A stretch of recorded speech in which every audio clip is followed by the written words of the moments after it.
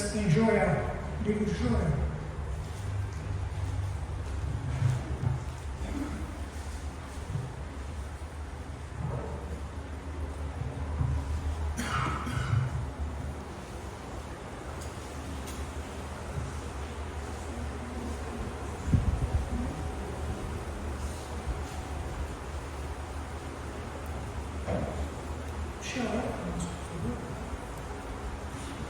Pai, nós te louvamos, nós te agradecemos, Senhor, por tudo que o Senhor tem feito aqui em nosso meio, Pai. Pai, nós pedimos agora, Senhor, que o Senhor use o teu servo, Pai, restabeleça, Senhor, a sua saúde ali, Pai.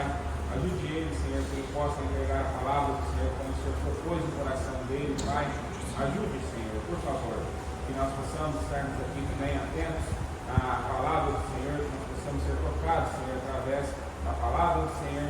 E que o Senhor proteja-nos, Pai, e o Senhor proteja o servo do Senhor que vai anunciar a palavra do Senhor. Restabeleça a sua saúde, Pai. Nós te pedimos, nós oramos, em nome de Deus Todo-Poderoso, que pode fazer todas as coisas, Pai. Pai, nós oramos em nome de Jesus. Amém. Livro do profeta Joel, capítulo 1. Vamos olhar aqui. Joel, capítulo 1.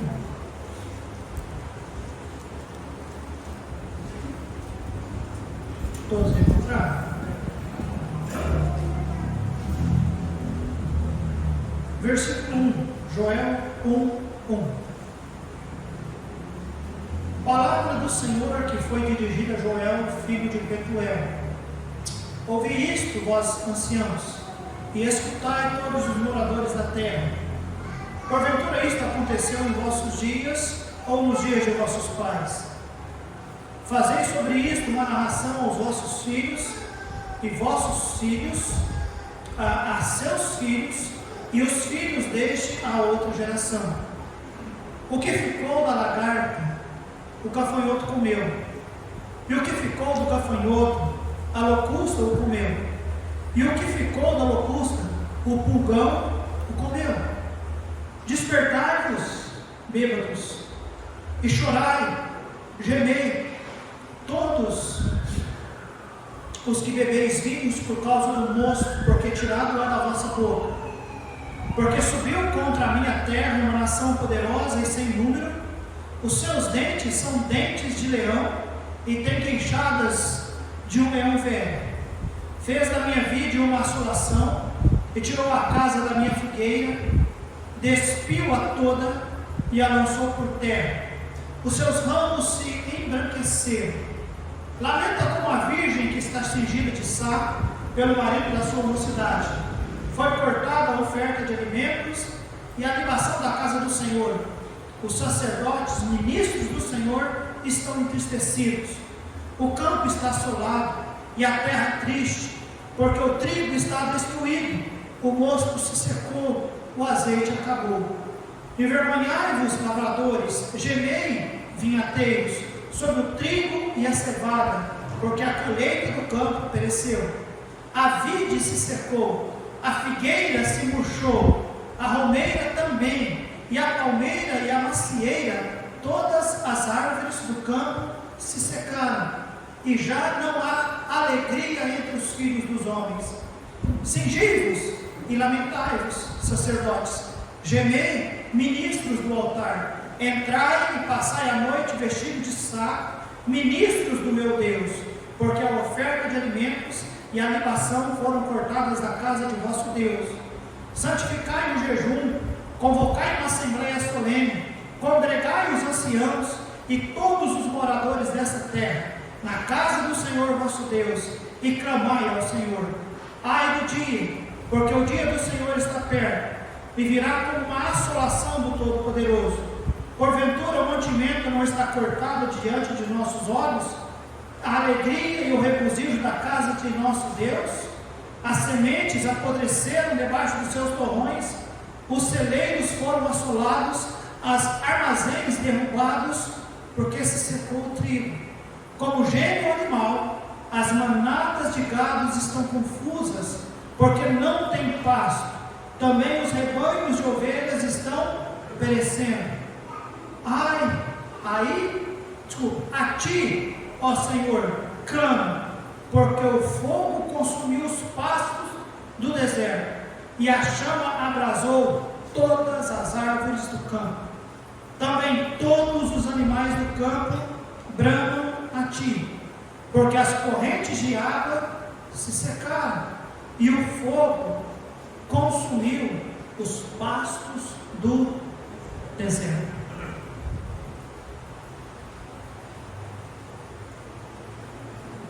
Você consegue visualizar o cenário? Que tristeza, Deus. Que momento trágico.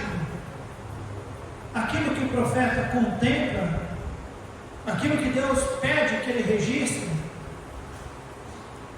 E foi um cenário terrível. Terrível. E tudo isso, irmãos, a nação de Israel está passando por sérios problemas. Perseguições de inimigos, perseguição pela própria natureza, porque a Bíblia diz que a lagarta, os gafanhotos, a locusta, o pulgão, o sol, o fogo, tudo veio contra a nação de Deus. Guardíssimos, é o povo de Deus, está sofrendo todas essas coisas. Então é um momento terrível, é uma tragédia sobre o povo de Deus. Agora Joel capítulo 2, versículo 13, olha comigo, Joel 2, 13. E rasgai o vosso coração, e não as vossas vestes, e convertei-vos ao Senhor vosso Deus, porque Ele é misericordioso e compassivo, e tardio em irar-se, e grande em benignidade, e se arrepende, fala alguém, do mal. Irmãos, não há dúvida do que Israel está passando, era um julgamento de Deus, não há dúvida alguma. E esse julgamento veio por causa do afastamento do povo de Deus. Deus tem sempre a sua maneira de tratar e provar os seus e trazê-los de volta. Mas não só vemos isso no livro de Joel, irmãos, julgamentos como esse, mas vemos, irmãos, que além de julgamento, nós vemos palavra de esperança. Porque o versículo que nós vemos agora no capítulo 2, versículo 13, nos diz que Deus, Ele é tardio em irar-se, que Deus é misericordioso, que Deus é compassivo, que Deus é grande benignidade e arrepende-se do mal. Então, ainda que nós vemos no capítulo 1 toda uma tragédia estampada para uma nação, nós vemos o versículo 13 do capítulo 2 mostrando que tem um Deus que é compassivo, que é misericordioso, que é tardio em irar-se. Amém, amados? Agora, a grande questão é saber que existe um Deus que essas coisas que nós falamos, tardio em irar-se, arrepende do mal, é benigno, é misericordioso, mas nós vemos que a nação está devastada. Os campos não produzem mais, e o que eles produziam, os gafanhotos, a locusta, os insetos comeram tudo. Se sobrou alguma coisa, diz nos últimos versículos do capítulo 1, o fogo queimou tudo. Os sacerdotes já não ministram mais, os líderes que Deus havia preparado para abençoar o povo já não cumprem mais o seu papel. Esta é a situação deles, irmãos. E aí o versículo 13 nos apresenta um Deus. A mensagem que eu quero pregar nessa noite, irmãos, é que nunca é tarde demais quando existe um Deus que é tão grande como esse que nós vamos ver. Nunca é tarde demais. Nunca. O problema, irmãos, versículo 4, é um problema de devastação. Versículo 4 nos diz: o que ficou da lagarta, o gafanhoto comeu, o que ficou do gafanhoto, a locusta comeu, o que ficou da locusta, o pulgão comeu.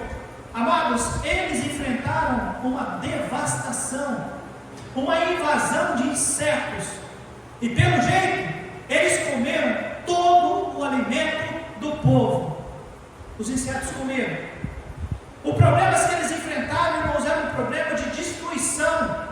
Versículos 5 a 7, eu não vou ler todos esses versículos, mas falam-nos de nações vizinhas que invadiram e destruíram as vinhas, destruíram os pomares, destruíram as figueiras, mostrando que os seus inimigos eram mais fortes, eram mais numerosos, e pareciam que realmente ia devastar tudo. Do versículo 10 ao versículo 13, nós vemos que, além de devastação e destruição, eles enfrentaram uma desolação, porque a Bíblia diz, irmãos, que eles enfrentaram seca, não choveu mais, tudo que eles plantaram, eles perdiam, os rebanhos e os animais começaram a sofrer, morrer por falta de água, por falta de pasto. E o versículo 19 nos diz: a ti, Senhor, clamo, porque o fogo consumiu os pastos do deserto e a chama abrasou todas as árvores.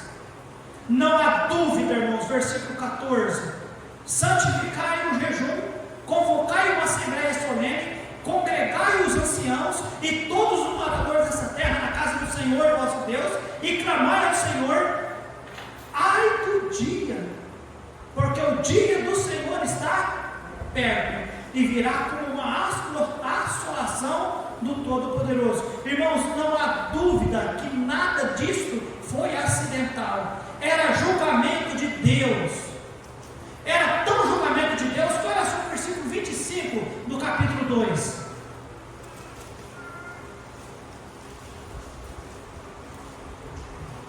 E restituir-vos-ei os anos que comeu quem, irmãos? Quanto tempo que os anos que o gafanhoto comeu, irmãos? Foram tempos, foram anos. Vou restituir os anos que comeu o gafanhoto e a locusta e o pulgão e a lagarta. Quem eram estes? Deus diz, irmãos: o meu grande, fala alguém, que enviei contra nós. Então, amados, o que o povo estava sofrendo no capítulo 1, não há dúvida que era disciplina. Então eles enfrentaram uma devastação, destruição, desolação e disciplina. Disciplina. E amados, o versículo 15 nos diz: ai do dia, porque o dia do Senhor está perto. Capítulo 2, versículo 1: tocai a trombeta em Sião e clamai em alta voz no meu santo monte, tremam todos os moradores da terra. Por quê? Porque o dia do Senhor vem e já está. Versículo 11: e o Senhor levantará a sua voz diante do seu exército, porque muitíssimo grande é o seu arraial, porque poderoso é, executando a sua palavra, porque o dia do Senhor, diz a Bíblia, é grande e muito temível, e quem o poderá suportar? Versículo 31 do capítulo 2: o sol se converterá em trevas e a lua em sangue, antes que venha o que, irmãos? Grande e terrível dia do capítulo 3, versículo 14: multidões no vale da decisão, porque o dia do Senhor, diz a Bíblia, no vale da decisão. Irmãos, não há dúvida de que Deus está tratando com o povo. Não há dúvida que Deus viu no meio deste povo uma maldade tão grande, que Deus não pensou em duas vezes de levantar exército de gafanhoto, de locustas, e por anos comer a comida que era para o povo comer.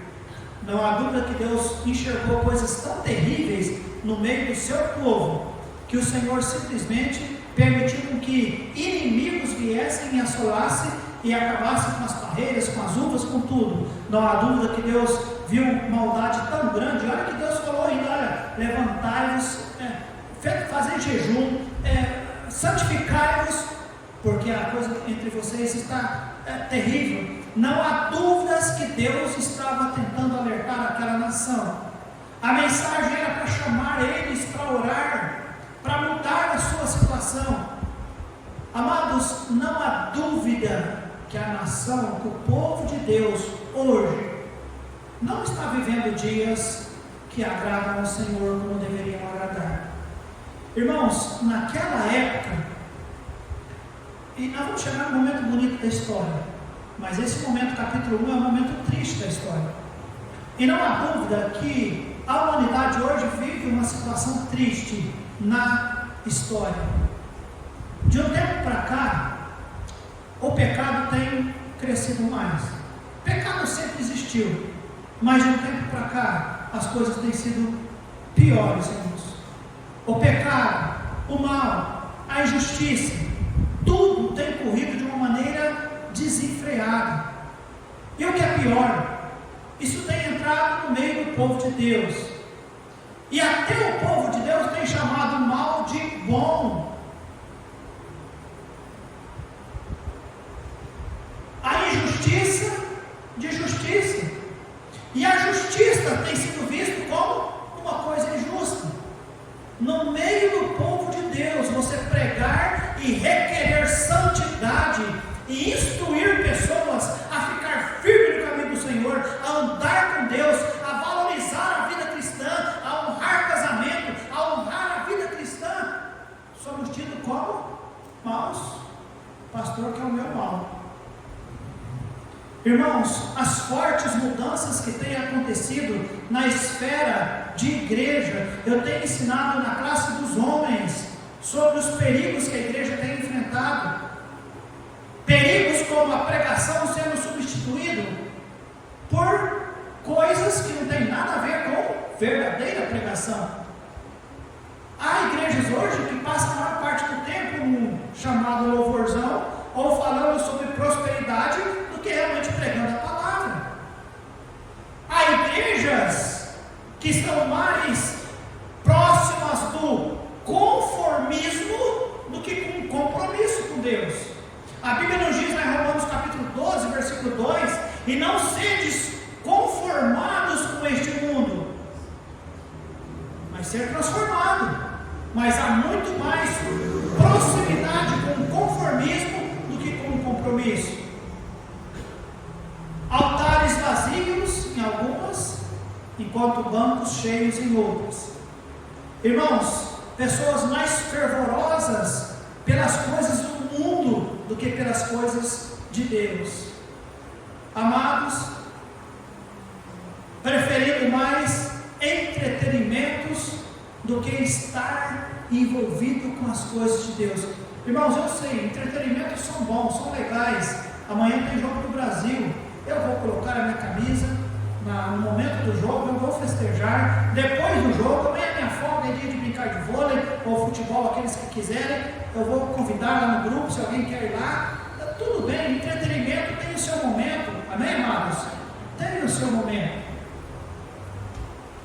Mas a igreja tem ministérios, a igreja tem horários de cultos, a igreja tem coisas, irmãos, que é uma bênção para favorecer, fortalecer o povo de Deus e dar oportunidade para o povo de Deus adorar esse Deus que não tem sido adorado e reverenciado por esse povo que não o conhece.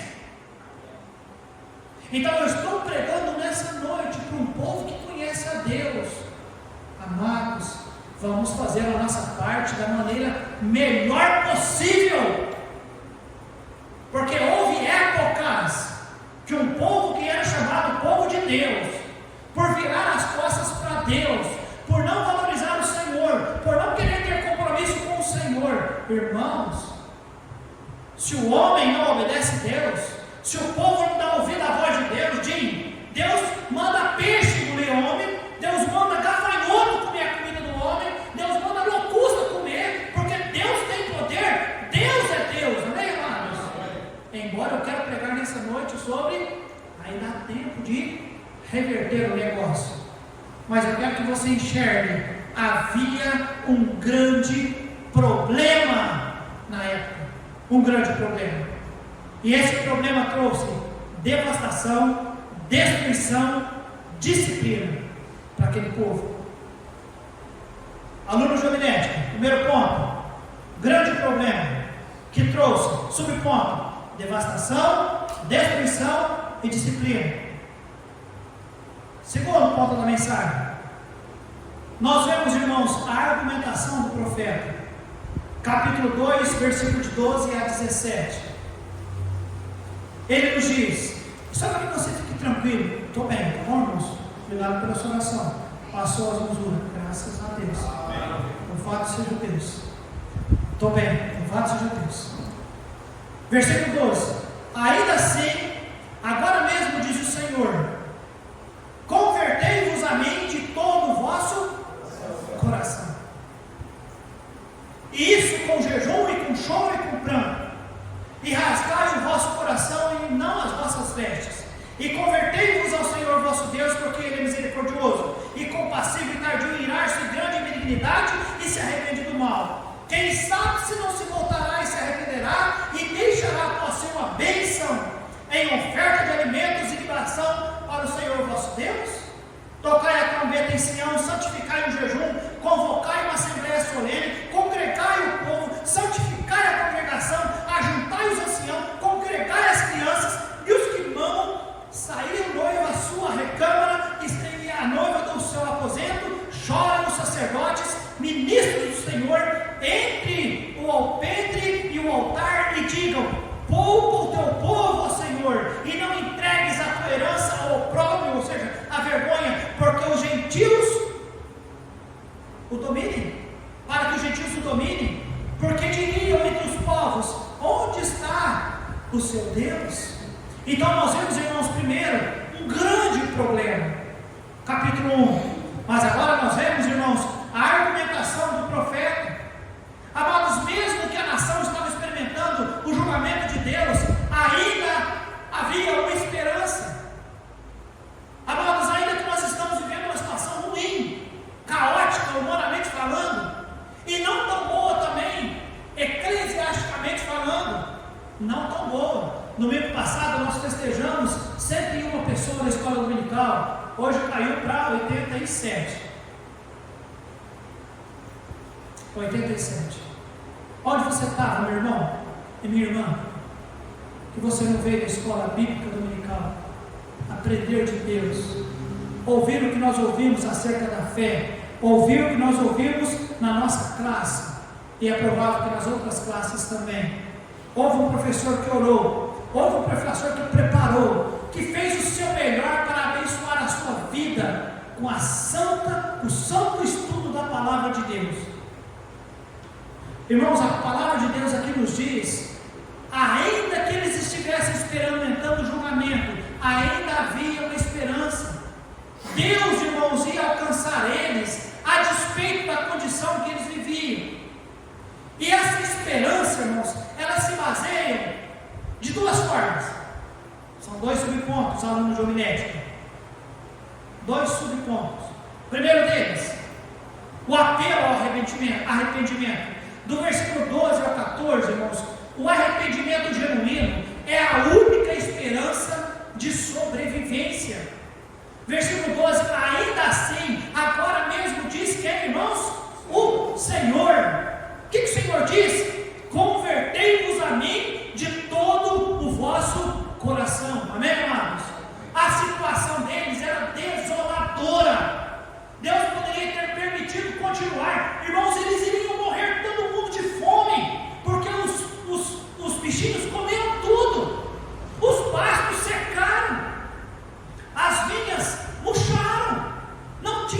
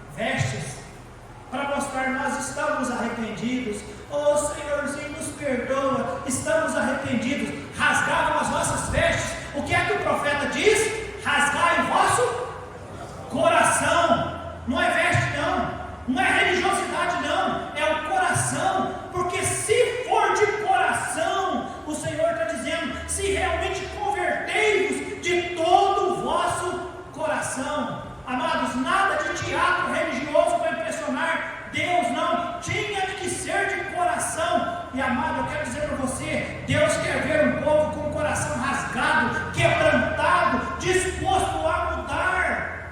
E se esse quebrantamento, olha só o versículo 15: tocai a trombeta em Sião, santificai o jejum, convocai uma assembleia. Fala o que, irmãos? Solene.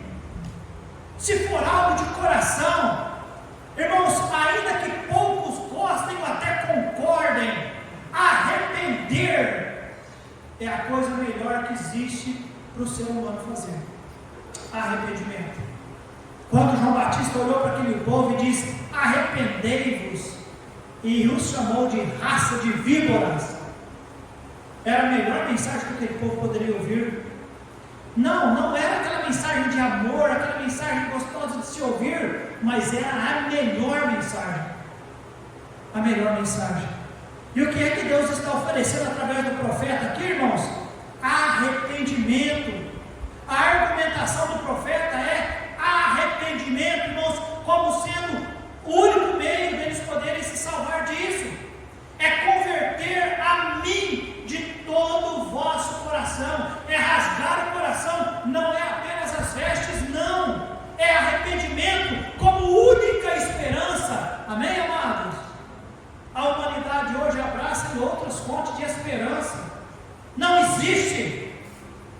Pessoas forçam-se para poder confiar nas suas desculpas. Outros até transferem culpa. Outros se abraçam no vitimismo. Mas, irmão, sabe o que é que salva o homem? Sabe o que salva uma nação? Sabe o que realmente ajuda o povo de Deus a se livrar de uma disciplina iminente que pode acontecer a qualquer momento? Aqueles que estão vivendo uma vida dissoluta, a única coisa que pode salvar o ser humano é arrependimento. E tem que ser de todo o coração. Nada de vitimismo, nada de desculpa, nada de transferência de culpa. É arrependimento genuíno. É a única esperança. Versículo 15 ao 17, irmãos, ainda dentro da argumentação do profeta, primeiro ele mostra um apelo de arrependimento. Segundo subponto, ele apresenta um apelo de consagração. Versículo 15: tocai a trombeta em Sião, santificai o jejum, convocai uma assembleia solene. Congregai o povo, santificar. Interessante, irmãos, que fala aqui é todas as pessoas. Essa ideia de tocar a trombeta é avisar. Avisa a assembleia, congrega, ou seja, ajuda o povo. Santifica quem? Os anciãos. Santifica quem? As crianças. Santifica quem? As crianças que mamam, os bebezinhos. Que mais, irmãos? Ainda diz, irmãos, o noivo da sua recâmara, assim como, chorem os sacerdotes, os ministros do Senhor, que eles entrem o alpendre e o altar e digam: poupa o teu povo, ó Senhor, e não entregues a tua herança à vergonha. Irmãos, aqui nós vemos o profeta, ele dizendo: olha, chama o povo ao arrependimento e chama o povo à consagração, porque se isso acontecer, irmãos, consagração é separar-se para Deus. Amém, amados? Quando diz, olha, santificai o jejum, santificai a congregação, está dizendo, irmãos, separem-se para Deus. Não é apenas separar e junta e fica ali batendo papo. Separe-se para Deus, congreguem-se, consagrem-se ao Senhor. Amados, nós vivemos uma geração que as pessoas não querem se consagrar ao Senhor. Nós estamos vivendo o capítulo 1. Tem gente que está vivendo o capítulo 1, mas não querem se arrepender e não querem se consagrar. Sabe o que é consagração? É entrega, é dedicação, é dizer: olha, eu estou aqui, Eu quero me dedicar ao Senhor. Eu quero me consagrar ao Senhor. A geração que nós vivemos, nós consagramos a tudo. Muitas vezes menos ao Senhor. Consagra aos nossos entretenimentos, aos nossos lazeres, nosso esporte, a nossa vontade, os nossos anseios, as nossas expectativas. Nós fazemos o nosso melhor. Interessante, triste, mas interessante. Consagrar. Nós nos apresentamos segunda de manhã, 5 horas da manhã, se é este horário que você tem que ir para o trabalho. Não tem dor de cabeça, não tem disposição. Interessante que o despertador não falha, não é verdade? A gente às vezes fala, perdi a hora de ir no culto, mas não perde a hora de trabalhar, porque sabe que se perder a hora, vai perder o dia, vai perder o remunerado, vai perder dinheiro. Mas então eu consagro. Se eu tenho que ir, eu vou. Nosso tempo, consagrar o nosso tempo ao Senhor. Amém, amados? O que muito está acontecendo nos dias de hoje não é consagração do tempo, mas é dar sobra do nosso tempo para Deus. Eu consagro o meu tempo para o meu trabalho. Eu consagro o meu tempo para os meus entretenimentos, para os meus lazeres. Eu consagro a minha saúde. Interessante. No trabalho eu posso ir mais ou menos de saúde. Na igreja, não. Os meus talentos, consagro apenas mais ou menos meu dinheiro, o meu ânimo, a disposição. Amados, nós precisamos, a Bíblia nos diz em Mateus capítulo 6, versículo 33, buscar em primeiro lugar o reino de Deus e a sua. Não é as coisas e depois Deus, é Deus e Ele nos dá as coisas. Amém, irmãos? Irmãos, eu creio que nós vivemos uma época bem parecida com a época de Joel. Muitas vezes nós estamos vendo as coisas se secarem, a coisa está apertando, e nós não estamos abrindo os olhos. E Deus tem mandado às vezes algumas coisas, como pestes não são apenas gafanhotos, locustas e tudo mais, não, também. Pestes na Bíblia também é tido como enfermidades, coisas para abrir os olhos do povo de Deus, para que o povo faça o que, irmãos? Arrependam-se e consagrem-se. E sabe por que isso é importante e vale a pena, irmãos?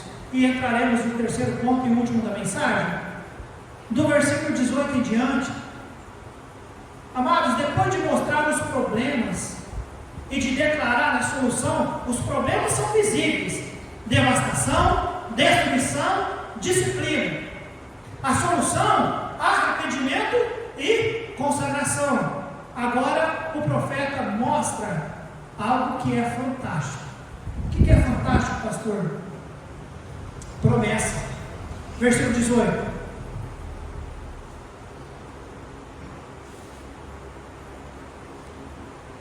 Então o Senhor se mostrou zeloso da sua. E o que mais, irmãos? Lembra o que estava acontecendo na terra? Toda a destruição dos insetos, do fogo e dos inimigos invasores. Lembra da tristeza do povo? Não tinha o que comer, não tinha o que plantar, não comia nada, ia morrer de fome. Mas Deus se mostrou zeloso da sua terra e compadeceu-se do seu. E o Senhor respondendo disse ao seu povo: eis que vos envio, fala alguém, trigo, mosto, azeite, e deles o que mais, irmãos? Não é que só você não tem o necessário, não, vou dar um pouquinho só. Não, vocês serão o quê? Fartos. E vos não entregarei mais a vergonha entre os gentios, mas removerei para longe de vós o exército do norte. Não vai ter mais inimigo assolando vocês não, tá bom? E lança-los-ei em uma terra seca e deserta, à sua frente para o mar oriental e a sua retaguarda para o mar ocidental, e subirá o seu mau cheiro e subirá a sua podridão, porque fez grandes coisas. Não temas, ó terra, alegre-se, regozija-te, porque o Senhor Senhor fez grandes coisas. Não temais, animais do campo, porque os pastos do deserto, o que diz a Bíblia? Reverdecerão. Porque o arvoredo, diz o que a Bíblia? Dará seu fruto, e a vide e a figueira darão a sua força. E vós, filho de Sião, regozijai-vos e alegrai-vos do Senhor vosso Deus, porque Ele vos dará em justa medida a chuva temporã. Fará descer a chuva no primeiro mês, a temporã e a serôdia. Irmãos, o que é que Deus está prometendo aqui, pastor? Deus está prometendo restauração. Amém, igreja? Lembra o grande problema, capítulo 1? A devastação, a destruição, a disciplina. Mas o capítulo 2 nos mostra a argumentação do profeta, dizendo: se vocês se arrependerem, se vocês congregarem. Agora nós vemos a promessa de Deus. Que promessa, pastor? Restauração. Deus promete libertá-los dos inimigos. Deus promete alimentá-los, abençoá-los, satisfazê-los. Deus promete dizendo a eles, irmãos, que se eles vêm ao Senhor, Deus vai restaurar eles para um lugar de bênção.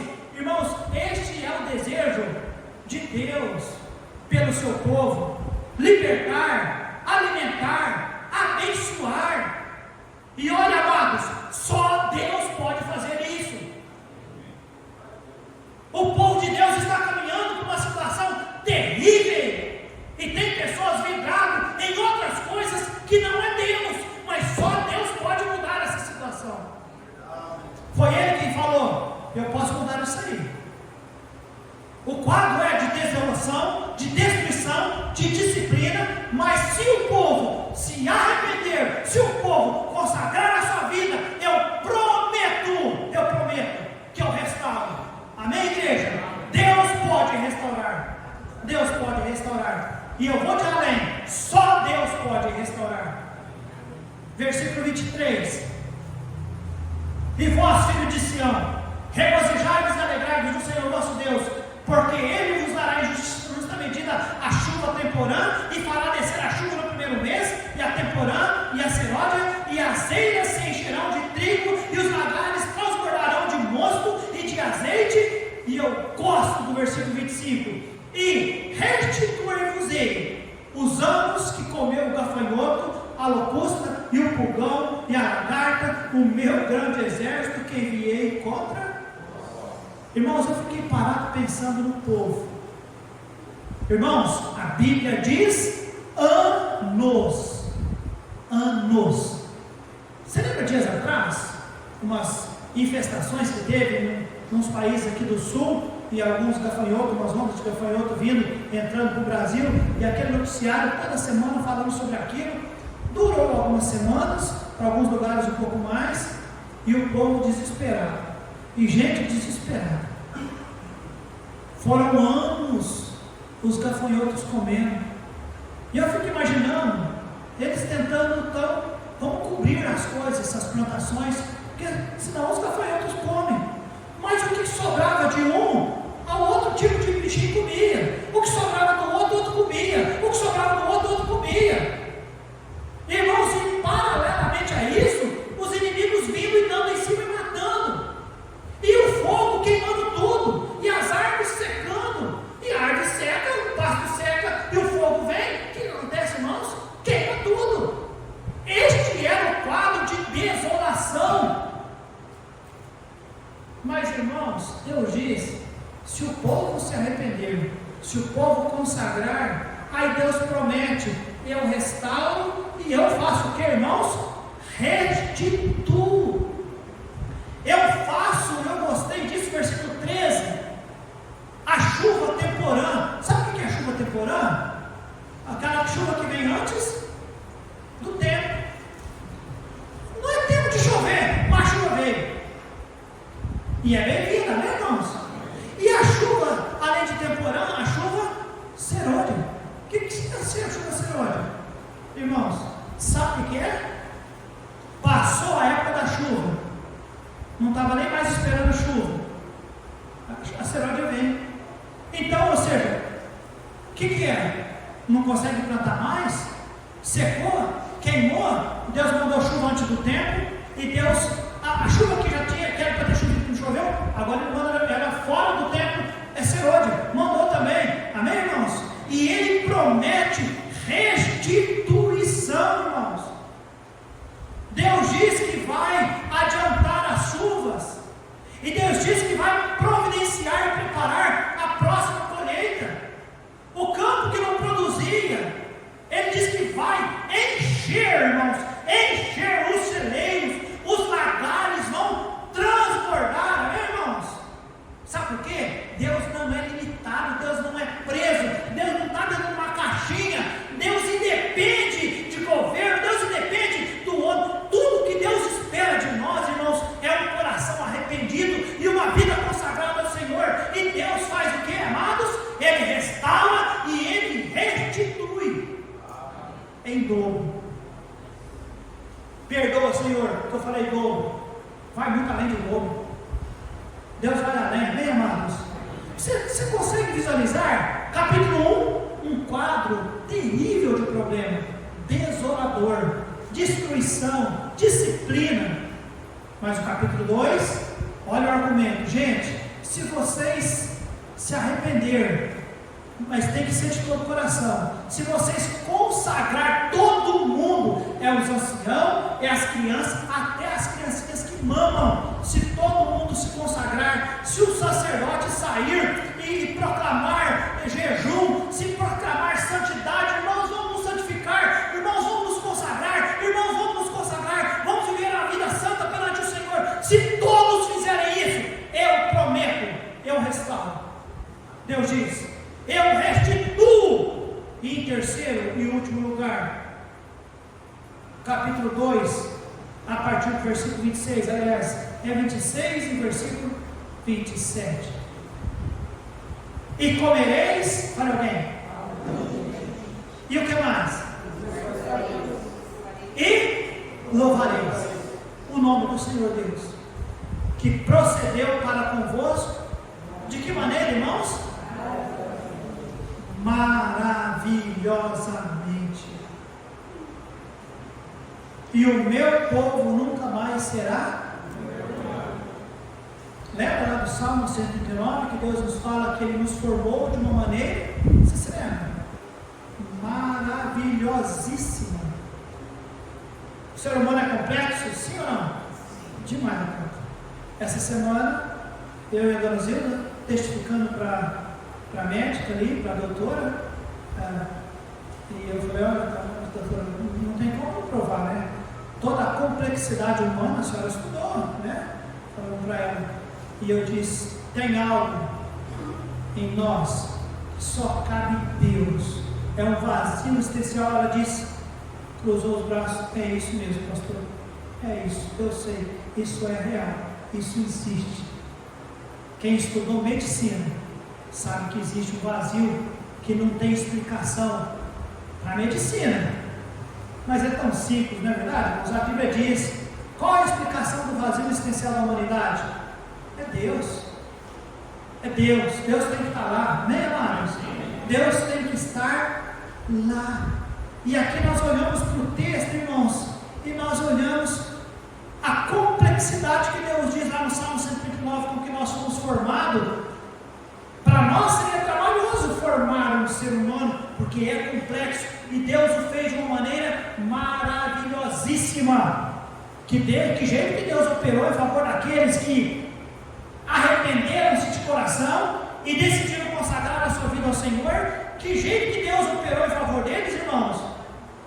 Deus procedeu para convosco de maneira maravilhosamente. E o meu povo, diz a Bíblia, nunca mais será envergonhado. E vós saberei que eu estou no meio de Israel, e que eu sou o Senhor vosso Deus, e que não há outro. E o meu povo nunca mais será, fale alguém. Irmãos, o povo de Deus, se ele realmente segue essa instrução de arrependimento e consagração, ele tem a promessa de Deus de restauração, de restituição e de satisfação. Amém, irmãos? O povo vai experimentar Senhor. E a Bíblia diz: ficará satisfeito. Eles vão se fartar, eles vão louvar. Eu vejo aqui, irmãos, alegria, adoração, exaltação por parte deles. Eles vão poder levantar as suas cabeças. Eles não mais vão viver de uma maneira envergonhados. Eles vão poder levantar a cabeça, amém, irmãos? Amém. Hoje talvez os crentes vivem em cabeças baixas, porque talvez são alvos de chacotas e de vergonha. Mas, amados, a Bíblia diz para um povo que arrepende, que consagra a sua vida, nós temos promessas, amém, amados? Nada de viver cabeça baixa, não. Nada disso. Vamos viver as promessas do Senhor para nós. Igreja, olhando para esse texto, eu clamo ao Senhor Deus: intervenha sobre a nossa nação, intervenha sobre o nosso povo, intervenha sobre a nossa igreja, reavive o nosso povo, amém, igreja?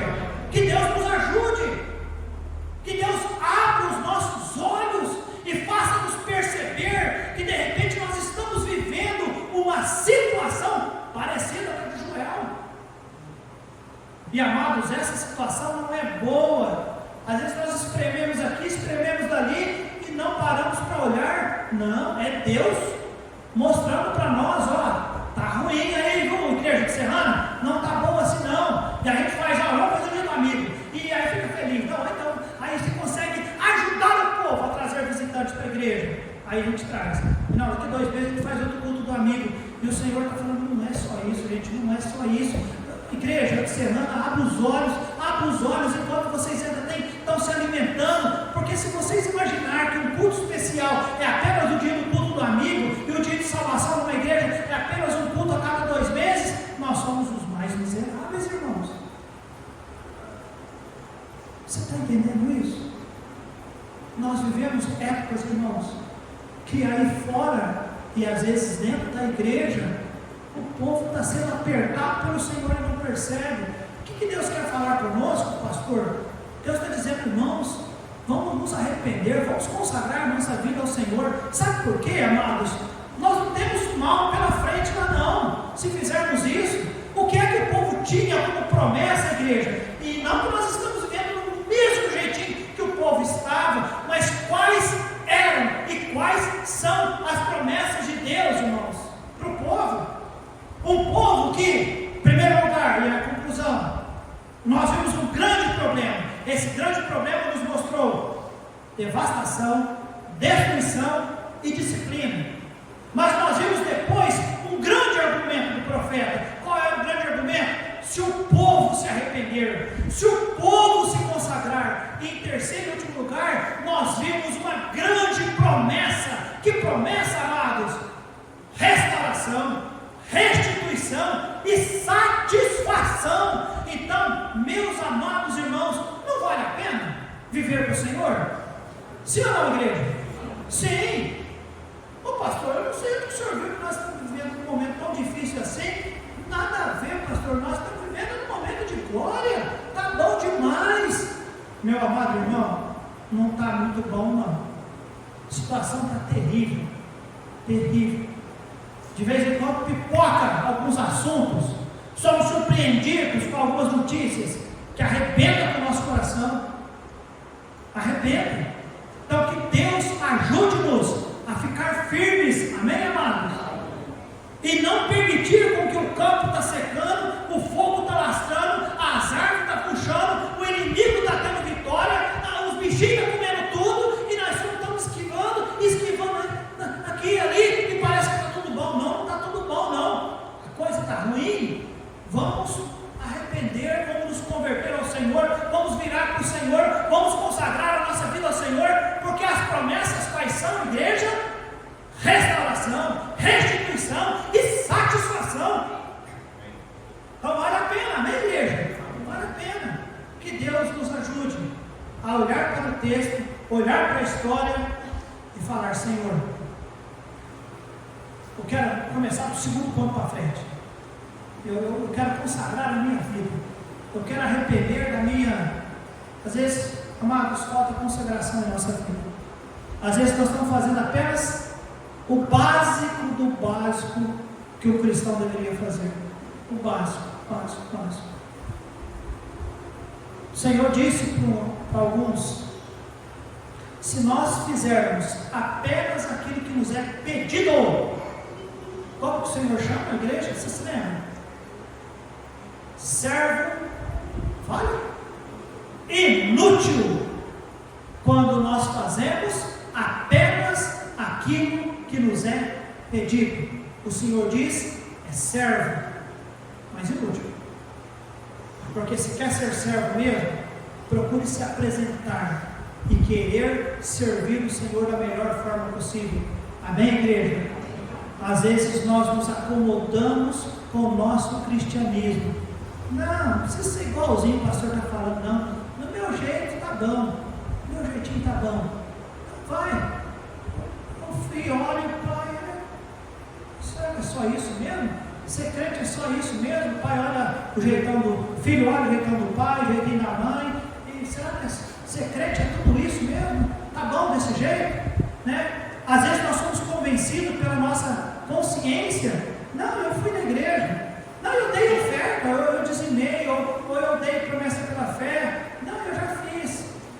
Você está contente só com isso? Ou você está fazendo o seu melhor para o Senhor? Então, que Deus ajude-nos, que Deus tenha falado aos corações, porque aqui nós vimos um grande problema. O problema que atraiu destruição, devastação, desolação, disciplina. Mas vimos também uma grande solução, que é arrependimento e consagração. E vimos uma grande promessa. Deus prometeu restaurar, restituir e satisfazer o seu povo. Todo culto eu pergunto: quantos estão alegres de estar aqui nessa noite? Digam amém. Eu não sei se todos dizem, eu não sei se todos refletem no que diz, ou seja, pensam no que você acabou de falar, tá bom? Eu quero dizer, irmãos, é uma bênção viver satisfeito com a nossa vida cristã. Vamos curvar nossas cabeças, fechar os olhos e vamos orar.